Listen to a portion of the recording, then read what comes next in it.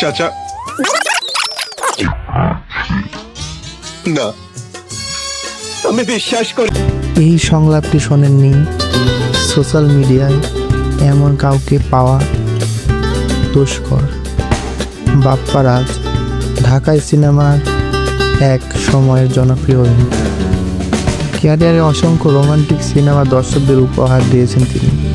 তবে দর্শকের কাছে অভিনেতা বাপ্পারাজ মানেই ব্যর্থ প্রেম। তাকে এক কথায় ব্যর্থ প্রেমের নায়ক বলা হয়। বাপ্পারাজের অনেকগুলো সিনেমার মধ্যে একটি সিনেমা রয়েছে যেটি আমাদের সাময়িক সময়ে ফেসবুকের কল্যাণে এবং সোশ্যাল মিডিয়ায় ভাইরাল হয়েছে। বাপ্পারাজ পর্দার আড়াল থেকে বিভিন্ন সময় ভাইরাল হন ও অভিনেতা সম্প্রতি নতুন নতুন ভাইরাল হয়েছেন তার অভিনীত সিনেমা বিখ্যাত এক সংলাপ দিয়ে। সামাজিক যোগাযোগ মাধ্যমে চলছে বেশ হাস্যরস। হঠাৎ করে এই মরেছে বাপ্পারাজের হেনায়। চাচা, হেনা কোথায়? সংলাপ সোশ্যাল মিডিয়ায় অনেক জনপ্রিয়। ছবিটি 1993 সালে মুক্তি পায় প্রেমের সমাধি।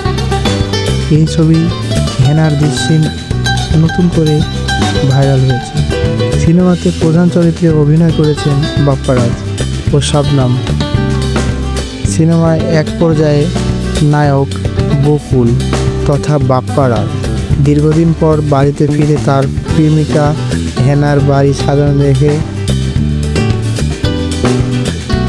হেনার বাবাকে জিজ্ঞেস করেন, চাচা বাড়ি ঘরে তো সাজানো কেন? আর হেনা কোথায়? জবাবে চাচা বলেন, হেনাকে তুমি ভুলে যাও, হেনার বিয়ে হয়ে গেছে। বিশ্বাস করি না।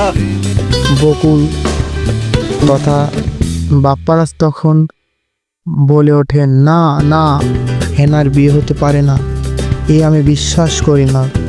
তারপর প্রেমের সমাধি ভেঙে মনের শিকল ছিঁড়ে পাখি যায় উড়ে যায় গানটি বেজে ওঠে। দীর্ঘদিন পরে এই সংলাপটি সামাজিক যোগাযোগ মাধ্যমে পুনরায় জনপ্রিয়তা পেয়েছে। অনেকে এই দৃশ্যে ভিডিও ক্লিপ শেয়ার করেছে এবং নিজের মতামত ও অনুভূতি প্রকাশ করেছেন। তবে ঠিক কী কারণে এই সংলাপটি হঠাৎ করে ভাইরাল হলো তা স্পষ্ট নয়।